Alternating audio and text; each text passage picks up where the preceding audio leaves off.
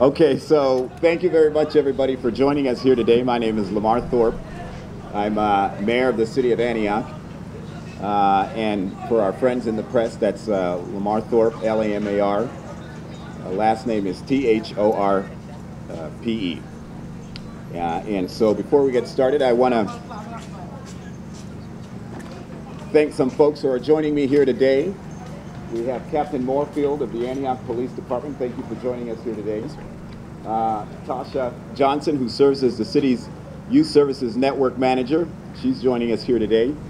And Councilmember Tamisha Torres-Walker, Councilwoman for District 1. So this is District 1, one of the greatest places in Antioch. That's right. And we're also joined by our friends from the Contra Costa County Department of Probation. And we're joined by Ed Randell. And that's funny. I realize that's the former governor of Pennsylvania. And so we're excited. We're excited that they're here. I see NBC and Telemundo. I thought you guys were already here. Said 2 trucks.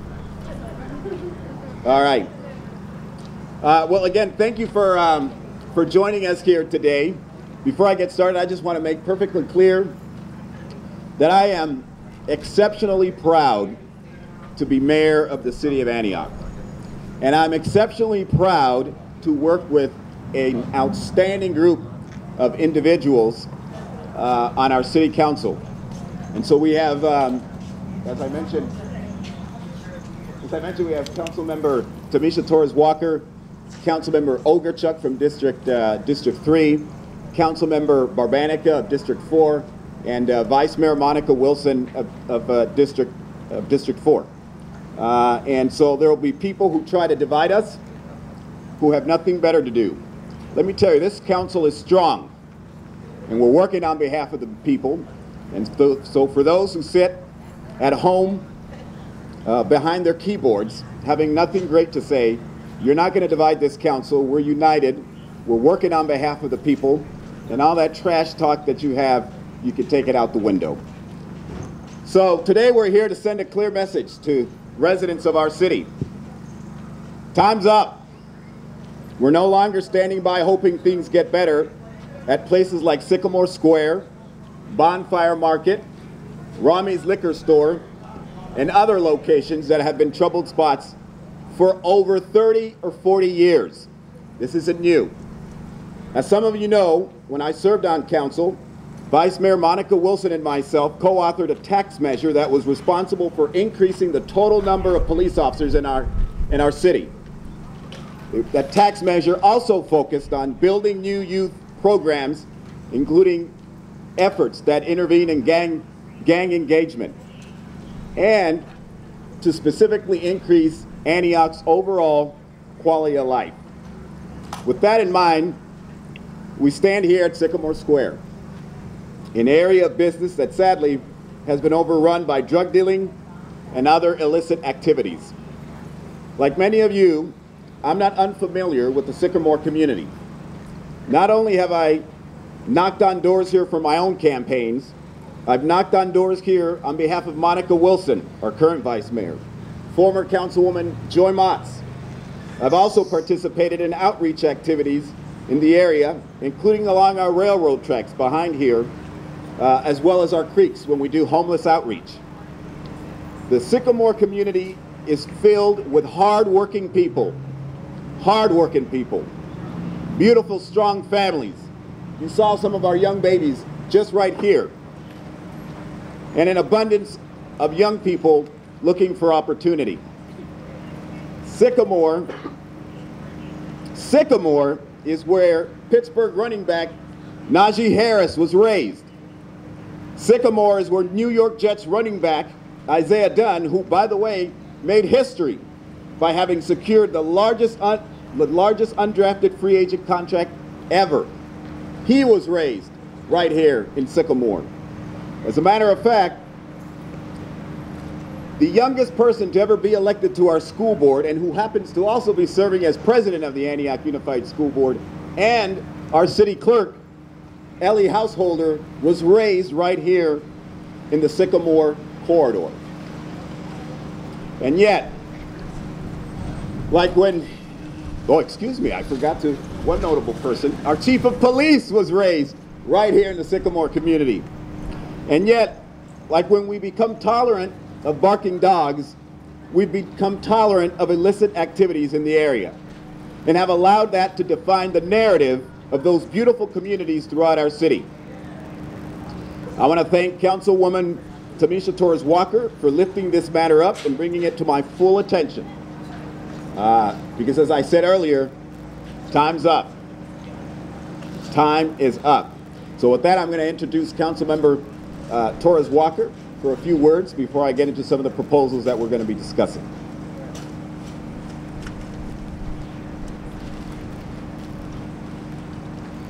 Good morning, everyone. My name is Tamisha Torres-Walker, and I'm the representative for District 1 here in the city of Antioch. Thank you all for coming out today. July 15th at 11:39 a.m., I sent the email to the city manager, the assistant city manager, the mayor, the police chief, and the city attorney regarding proactive conversations regarding issues in this area. To date, that email has gone unanswered. Since 1995, we have had 7 mayors, 2 of which were black men and who served on previous councils. It took electing someone who has been impacted by violence and have lived in struggling communities to get some attention for these communities to date. So I want to thank the mayor for hearing my call to action. I knocked on doors and talked to people who haven't been heard for over 30 years. That's unfortunate. We've heard about Measure W this morning. That measure is still delivering today, and it should continue to do what it was meant to do. Youth programs increase the quality of life in our communities and scale up our police department to meet the current capacity. Joy Ma said to me after the election that I had inherited a district with a lot of challenges as well as opportunities. She was right. As long as we overlook the challenges, the opportunities will remain far few and in between for those in our community with barriers to economic opportunity, housing, healthy food options, and community-based resources. I know more than anyone how hard it is to tell someone to put down their guns and stop participating in the underground economy if we're not ready to offer them real options and real opportunity. It's one thing to tell somebody to make a choice and not provide them options. I also know how long that road is as somebody who has spent the last 10 years of my life working around violence intervention and prevention strategies. It could take a while to change a culture in any community. As your District 1 representative, I'm here to work with you and for your community to be a safer, healthier place to live and play. I wouldn't have knocked on your door and asked for your vote if I wasn't ready to take on issues that most people have overlooked for 30 years. There are good people in this community. Just like there are good people in the community off East 18th and Cavallo who also suffer some of the same struggles. Just like there are good people who live downtown in the Rivertown community who also face similar struggles. I believe with the newly formed Office of Community Resources and Public Safety, the Violence Intervention and Prevention Ad Hoc Committee, the establishment of neighborhood councils, which we have residents from this community standing up here with us today who have been doing work for years before I was elected and before we all cared. Give them the applause because they're the ones who have been doing the hard work. So we need neighborhood councils so that people can self-determine what happens in their community and what kind of resources come to their community. As well as we need a Human Rights and Racial Equity Commission. There is racial disparity in all of our communities. And a strong civilian police oversight body. We can start to address some of our deepest challenges surrounding state-sanctioned violence, community voice, community resources, and racial equity. Lastly, I don't care where you're from. Whether it be San Francisco, Oakland, Richmond, Vallejo, Stockton, etc. If you live in Antioch, this is your home now. Just like you would stand in the gap and defend your home of origin, it is time for you to make it right now. Make it right now and defend the home where you lay your head at every day, and that is Antioch. We all have a responsibility to this community. And if you are one of those people who are just passing through, we welcome you to the city of Antioch. But if your intentions are not good and is meant to create harm, you can keep it moving, because this is no longer an option for you. This is no longer an opportunity for you. But this is a city that says opportunity exists here. And if that's what you want, then we're ready to roll up our sleeves and work with you. Thank you, everybody, for coming out today.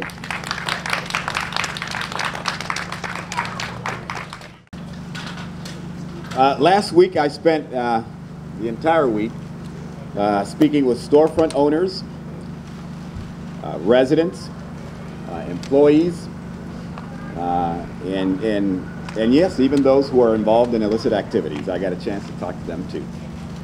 And I was struck by the fact that many of those who were participating in those activities were clearly minors and young adults, anywhere between 16 and 24.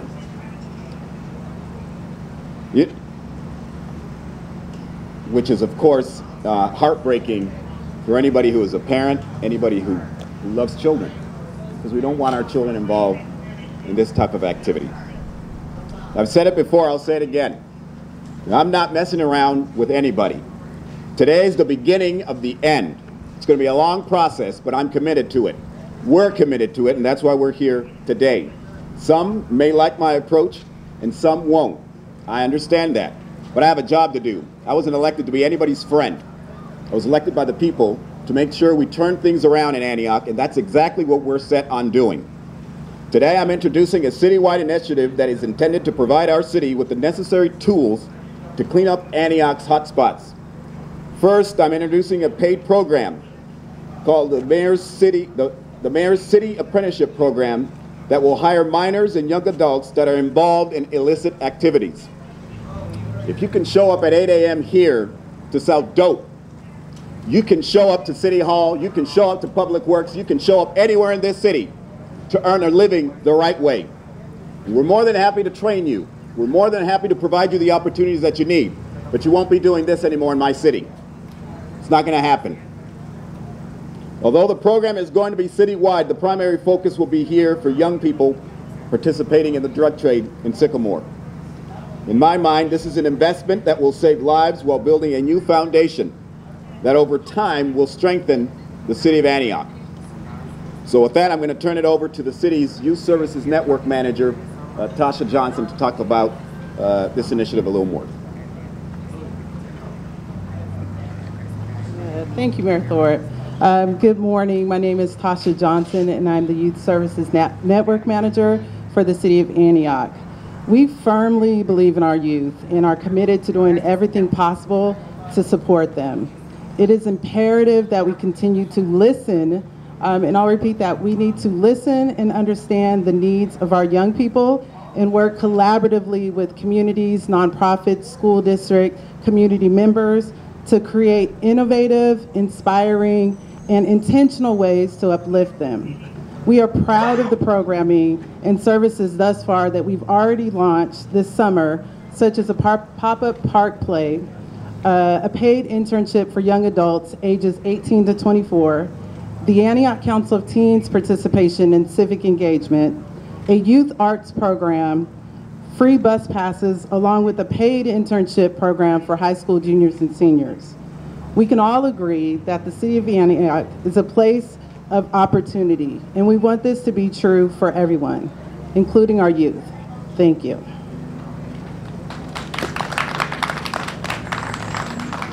So Tasha will be building this program.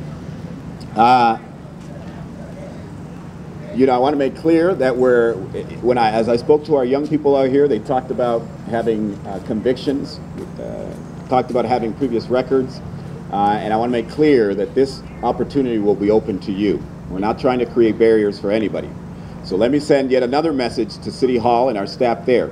Stay out of Tasha Johnson's way. We need her to get the job done and get these young people hired. I don't care about the rules. We need them hired, and we need them hired as soon as possible. So stay out of her way.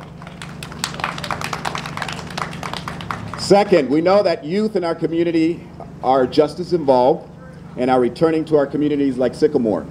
After a lengthy meeting last week, I'm delighted to announce that the Chief Probation Officer has agreed to match up to 50% of funding for a program that provides resources and services to justice-involved youth right here in our community.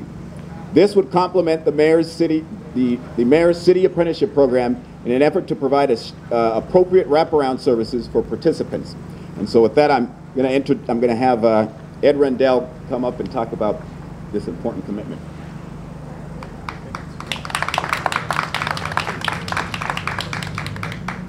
Greetings, everyone. Ed Randall, Contra Costa County Probation, here on the behalf of Chief Issa Emmenkraus. We're excited about this opportunity to partner with the City of Antioch, specifically Mayor Thorpe. I think he has a great initiative, listening to some of his plans and ideals. I think this is a great opportunity to do so. So probation, no one in probation has ever gotten in probation for the outcome, the incomes. Everyone has always got into it from the outcomes. And we truly believe in meeting people where they are, being that gap, surrounding people with services, really trying to uplift the community. Being from the city of Richmond, born and raised, West County School Districts to junior college to University of Cal State Hayward, I've always considered myself someone from the community. So very excited to be a part of this, very excited to divert some of our funds to this very important initiative and really look forward to what the future brings. But I really think we really have a chance really to uplift our young folks, removing barriers, getting people employed, and really seeing what the next 10 years look like by the work we put in and are committed with today. So thank you for your time.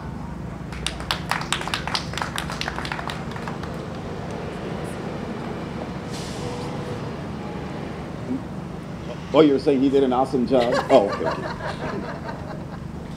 okay. So in my conversation with Chief Probation Officer Issa Emmenkraus and Assistant Chief Probation Officer Melvin Russell, I made clear that Antioch would be happy to match match 50% for this program on one condition. There's only one condition I have before we can take something like this to council, and that is that you move this program right here to the shopping plaza so that the people of this community have direct access to it. And so I talked to Mike, the owner of the plaza here, and he has agreed to that. So he's committed publicly to housing this program and making sure it has a home right here in Antioch. So third, as mayor of the city, I have made it clear from the beginning of my term that I believe in accountability. In my mind, property owners have a duty to take the necessary steps to protect the neighborhood and, more specifically, work to do their part to keep our community safe.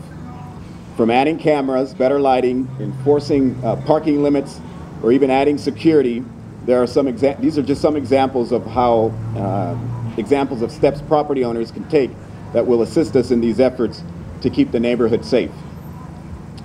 And so I've talked to Mike here and his partner who owns the property, the Quick Shop, and they've agreed to some things. We're going to work those details out. We're going to have the opportunity to meet with the Chief of Police, our Code Enforcement Division, and others. I've even enlisted Mr. Treat, who is owner of Strategic Threat Management, to be part of those discussions so that we can finally secure this parking lot. And so we're excited that those conversations will start. But in that spirit, today I'm officially putting private property and business owners where illicit activities is commonplace on notice.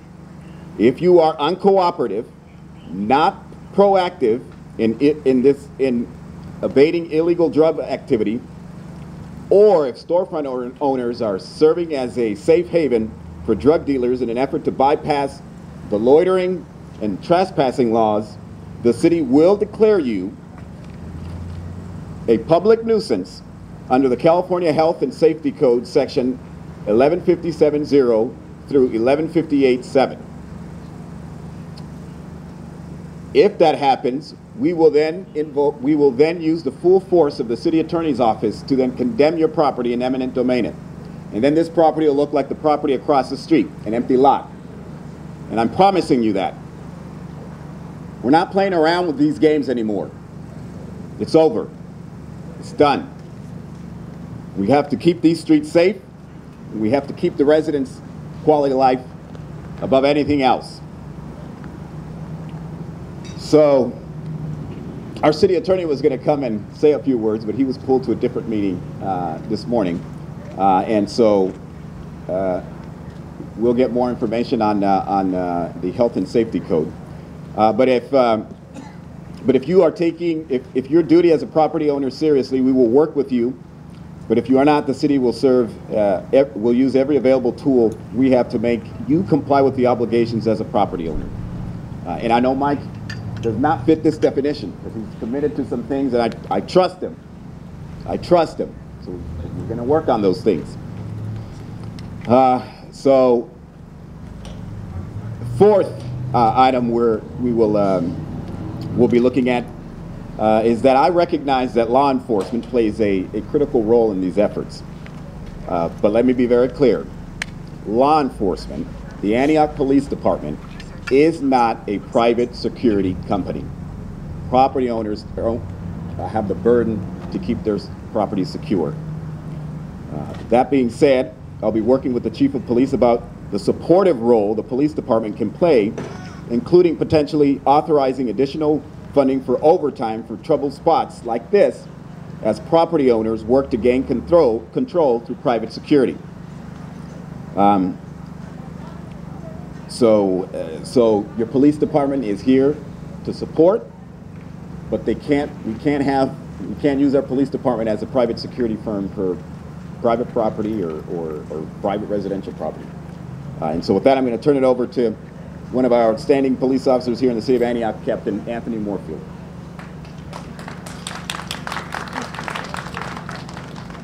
Well, good morning. I don't have any prepared words today. However, I do want to say this. The Antioch Police Department has been in this neighborhood as they have been in other troubled neighborhoods and will continue to be here, patrolling these streets for the good people of the city and this community.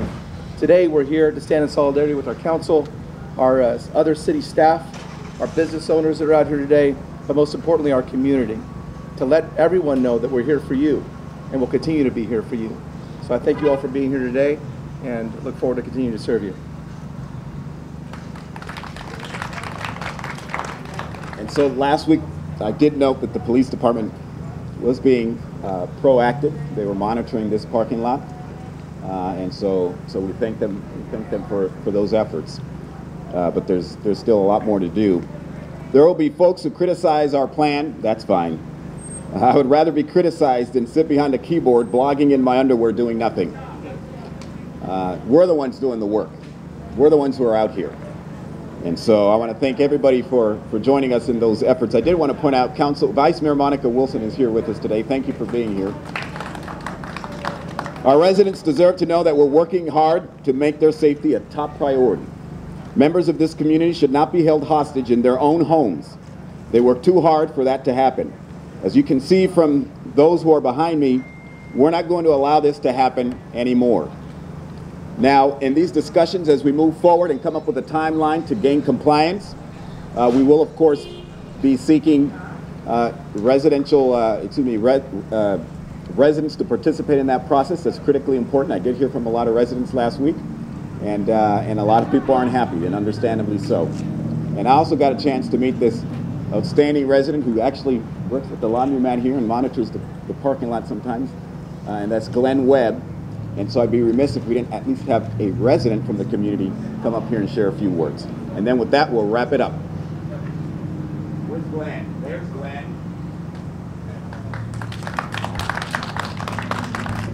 Good morning, everyone. Let's just start off by thanking God that we're all here. We woke up this morning.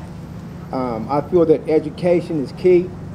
If you have the children out here with no arcades, no proper parks, and if they're always seeing somebody getting a door kicked in or what may have you on the other end, it's wrong to bring the kids up like this. God said we are viceroys of the earth. If we do not raise our children right, they go haywire. You cannot have the blind leading the blind. You can talk, you can say all it is that you need or want to say. But if nothing is being put behind your words, it's senseless. Day-to-day activity is your activity. It is all on how and what it is that you wish to do. You're going to do what you want to do. God gave you your mind. He gave you free will. You do good or you do bad. It's up to you.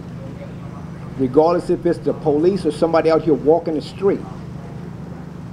If you have no one leading you, and what I mean by no one is the blind, then you will remain blind. If you make a speech, back your speech up. Not with violence, but with some understanding. Communication is nothing. It is nothing without understanding. If you have no understanding, you will remain blind. Talk is good. If you do not perform what it is that you talk about, then you're going to be looked upon as a joke. Some say that if you treat the game fair, the game will treat you fair. Regardless if you're the police, news reporter, somebody that's hustling, trying to feed their kids, children. If they have to sell dope to feed their children, that's wrong. If you don't produce jobs that will put food on the table, that is wrong. You cannot say for somebody hustling that they're wrong. You cannot say that somebody that's hustling is right. You cannot say just because I stand here and make a speech that my speech is right without putting some effort behind it. Talk is good. But when you back it up, it's even better.